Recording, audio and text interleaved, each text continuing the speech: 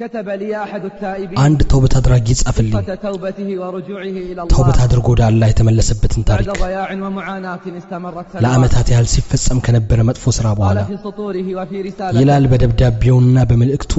እንዴት እንደምጀምርልህ አላውቅም وكيف أعبر لك عن قصة الرجوع እንዴት እንደተመለስኩ እንደማብራራለህ أنا شاب እኔ ወጣት ነኝ أبلغ اليوم من العمر 86 እድሜ ዛሬ 26 የደረሰ ሰው أنا أكبر إخوتي እኔና ታላቅ ወንድሞቼ أسرتي فقيرة جدا ቤተሰቦቼ እጅግ ድሆች ነን أما أصحابي ጓደኞቼ ደግሞ لا يصلون የማይሰግዱ ናቸው ولا يصومون የማይጾሙ ናቸው حياتنا بكل صراحة ህይወታችን እውነት ለመናገር ማምሸት وخمر ومخدرات መጠጣትና ማጨስ ነው 7 سنوات على هذه الحال 7 አመታትን በዚህ ሁኔታ አሳልፈናል حتى مللنا من هذا الضياع በዚህ ጥፋት እስክንሰለች ድረስ فبدأنا ታዲያ ጀመር بطريق آخر من طرق ሌላ الضياع የጥፋት መንገድን ፍለጋ وبدأنا رحلة جديدة من ደግሞ رحلات ጀመርን الغفلة. የዝንጋታን አዲስ ጉዞ اقترح أحدنا አንዳችን አመላከተን أن نسافر لبلاد الكفار ወደ ካፊሮች ሀገር እንድንሳፈር بحثا عن المتعة والتغيير ሌላ የመጥፊያ መንገድ ለመቀየር ففعلنا አደረግነው وليتنا لم نفعل ማድረግ አልነበረብንም ነበር هناك تعلمنا እዛ ተማርን فنون الزنا የዝሙትን والخلاء ጥበብና ክህደት والنصب والاحتيال. ማታለልና ውሸትን كنا نمكث في በጉዟችን ثمراتنا የምንቆይ የነበረው أشهراً طوال. በርካታ ወራት ነው فإذا نفدت أموالنا ገንዘባችን ባለቀ ጊዜ اتصلنا على أهلنا ወደ ቤተሰቦቻችን ደውላለን ونحن في سكر شديد እኛ አደገኛ ስካር ውስጥ ሆነን نطلب منهم እንጠይቃቸዋለን أن يمدوننا بالمال ገንዘብ እንዲልኩልንና حتى نستطيع الرجوع እንድንመለስ فإذا وصل المال ገንዘቡ በደረሰ ጊዜ سددنا فترة البقاء የቀረውን ጊዜያት እናራዝማለን وهكذا في كل مرة እኛ ሁሌ እንዲህ ነን كان أحدنا ከኛ ውስጥ አንዱ يتصل على أهله للكذب والاحتيال ቤተሰቦቹ ጋር ይደውላል ለውሸትና في ለማታለል مرة من المرات ከቀናት ባንዱ ቀን استأجرنا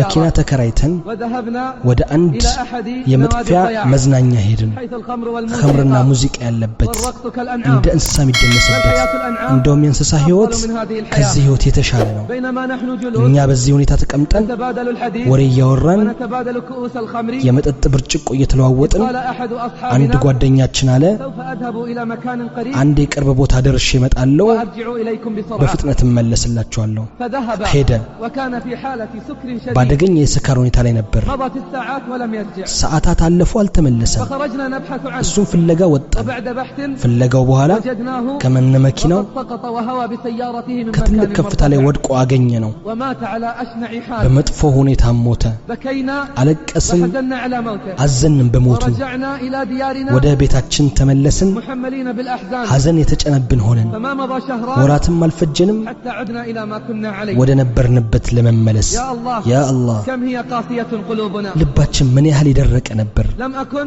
አልነበርኩም أملك ገንዘብ مالا ማገኝ ሰው ولا دخلا የወር ገቢም شهريا የሌለኝ ነኝ بل كنت أنصب وأحتال እንደውም አታላምታታ ነበር وتحمل أهلي بسبب ذلك ديونا ቤተሰቦቼ كثيرة በዚህ የተነሳ ትልቅ የገንዘብ ዕዳ ተሸክመዋል بل كنت እንደውም أقترض ተበድሬ وأتحمل የጉዟችን مصاريف ወጪ السفر ሸፍን ነበር مع الأصحاب ለነሱም ስል وأتحملها عنهم ከነሱም ሸከም ነበር እነሱ ከኔ በለጠ ገንዘብ እያላቸው وأحسن ከኔ حالا በለጠ ሁኔታ ነው وكنت أظن አጠረጥር ነበር أن هذا من እኔ الكرم ከሰጪነቴና والجود على الأصحاب ለጓደኛ والخلان መስዋዕትነት ከመክፈል تراكمت الديون علي ዕዳ የተደራረበብኝ وساءت الأحوال ሁኔታ የከፋ وبدأ يتخلى عني الأصحاب ጓደኞቼን የመተው ጀመሩ أي أصحاب هؤلاء ምን አይነት ጓደኞች ናቸው በርግጥ أصبحوا يسافرون ለኔ ሳይነግሩኝ ولا يخبروني መሄድ بسفرهم ጀምረዋል وأنا الذي تحملت الديون من أجلهم እኔ በእነሱ ሰበብ ዕዳ ተሸክሜ ሳበቃ اكتشفت حينها ይሄን የተገለጸልኝ أنهم أصحاب مصلحة እነዚህ የጥቅምና የጥፋት ጓደኞች እንደሆኑ እኔም አልኩኝ متأخر የዘገየ መገለጽ ነው اكتشاف የዘገየ متأخر መገለጽ ነው فصاحبت غيرهم ሌሎችን ተጎዳኝ ولم يكونوا بأحسن حال منهم ሁኔታቸው ከነሱ የተሻሉ አይደለም صاحبت غيرهم ሌሎችን ተጎዳኘው ولم يكونوا بأحسن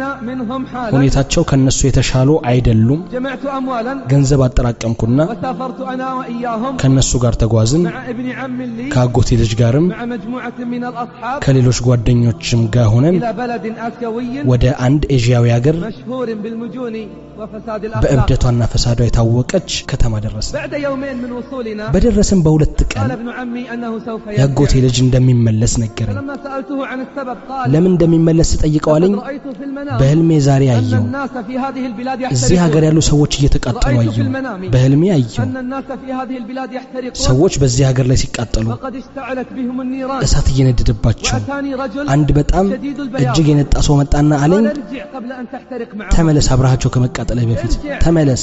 قبل أن تحترق معهم አብራቸው ከመቃጠልህ በፊት አለ فرجع ابن عمي ያጎቴ ልጅ ተመለሰ ورجعت معه እኔም አብሬው ተመለስኩ فمكثت في البيت በቤቴ ውስጥ ተመለስኩ بلا مال ያለ ገንዘብ وبلا أصحاب ያለ ጓደኛ وأصابني من الهم والحزن والضيق ما الله به አላህ የሚያውቀው ሐዘን ጭንቀትና ሐሳብ ውስጤን አገኘው في يوم من الأيام ከቀናት ባንዱ ቀን كانت ساعة الانتقال የመሸጋገሪያ ጊዜ ደረሰ في يوم من الأيام ከቀናት ባንዱ ቀን جاءتني أمي እናቴ መጣች باكية እያለቀሰች وكلمتني وقالت አናገረችኝም لماذا لا تصلي ለምንድነው ማትሰግዱ አለችኝ لماذا لا ترجع إلى الله ለምንድነው ወደ አላህ ማትመለሰው وأعطتني شريطا ካሴትም ሰጠችኝ وأقسمت علي أن أسمعه እንዳዳምጠው ማስማለችኝ ثم ذهبت وتركتني ከዛም ትታኝ ሄደች فبدأت أسمع الشريط ከዛ ካሴቱ መስማት ጀመርኩ فأحسست أني أنا المخاطب ተሰማኝ እኔ ስለኔ የሚነገር كان الشريط ካሴቱ የሚያወራው عن الذين يغرقون في الذنوب ወደ والمعاصي ጥፋት ወንጀል ስለሚሰምጡ ሰዎች ነው كان الشريط ካሴቱ የሚናገረው عن أثر الصحبة ስለ መጥፎ ጓደኛ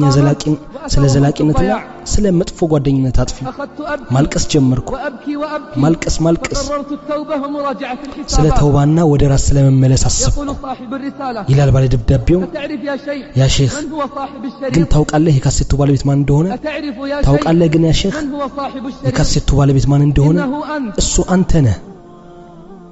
وأنا أحبك حبا شديدا እኔ በጣም እወድሃለሁ وأنا أحبك حبا شديدا እኔ በጣም እወድሃለሁ وكان اسم الشريط የካሴቱ ስምም أحوال الغارقين የሰማጮች ሁኔታ የሚል ነው ثم أعطتني أمي شريطا آخر ከዛም እናቴ ሌላ ካሴት ሰጠችኝ اسمه قوافل العائدين ወደ ተመላሾች ቅፍለት የሚለውን ያንተ قلت أنا እኔም ማልኩ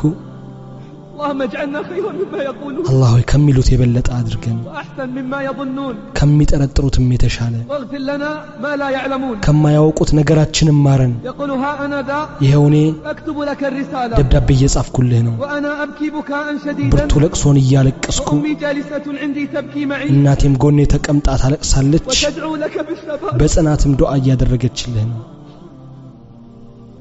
وتدعو لك بالثبات حتى ዱዓ ታደርግልሃለች እንድትጸናበት وهي فرحة جدا بتوبتي እሷ በእኔ ተውበት በጣም ደስተኛ ናት يا شيخ ያ ሼኽ إن قصتي أكبر وأعظم من هذا በእርግጥ ይሄ ታሪኬ ከዚህ የበዛ ነበር ولكني ذكرتها لك ነገር ግን باختصار ባጭሩ ነው ላንተ ያስቀመጥኩልህ أما من أخباري الجديدة እና አሁን ከአዲሱ ሁኔታዬ منذ أن بدأت الحياة الجديدة አዲስ ህይወት ከጀመርኩ በኋላ حياة التوبة والاستقامة የተውበትና የእስቲቃማ ህይወት فأنا أنتقل من خير إلى خير እኔ ከኸይር ወደ ኸይር እየተሸጋገርኩ ومن ነው نور إلى نور ከብርሃን ወደ ብርሃን لقد حصلت على وظيفة ስራም አግኝቻለሁ وأنا الذي كنت عاطلا እኔ لسنوات ለዓመታት ተስተጓጉዬ የነበርኩ ሰው وأزيدك خبرا من الأخبار ከነገሬ ላይ አንድ ነገር ልጨምርልህ ستفرح لي عندما أخبرك به ትደሰትልኛለህ ይህን ስነግርህ فزيادة على وظيفتي ከስራዬ በተጨማሪ أنا الآن مؤذن እኔ في አሁን بيت من ሙአዚን بيوت الله ሆኛለሁ ከአላህ ቤት ውስጥ ባንዱ ቤት أنا الآن እኔ አሁን مؤذن في بيت ሙአዚን من بيوت ሆኛለሁ ከአላህ الله ቤት ውስጥ ባንዱ ቤት أصلح بالأذان በአዛን እላለሁ وأردد في اليوم በቀናት مرات ውስጥ ومرات ደጋግማለሁ الله أكبر አላሁ አክበርንና ولا إله إلا الله ላ ኢላሃ ኢላላህን فادعوا لي بالثبات በጽናት ዱዓ አድርግልኝ وإني እኔ والله ወላሂ لأدعو لأصحاب الماضي بالهداية ለቀድሞ ጓደኞቼ ዱዓ አድርጋለሁ وأتمنى እመኛለሁ أن يعتبر ከታሪኬ بقصتي ይማሩ ዘንድ والأخطاء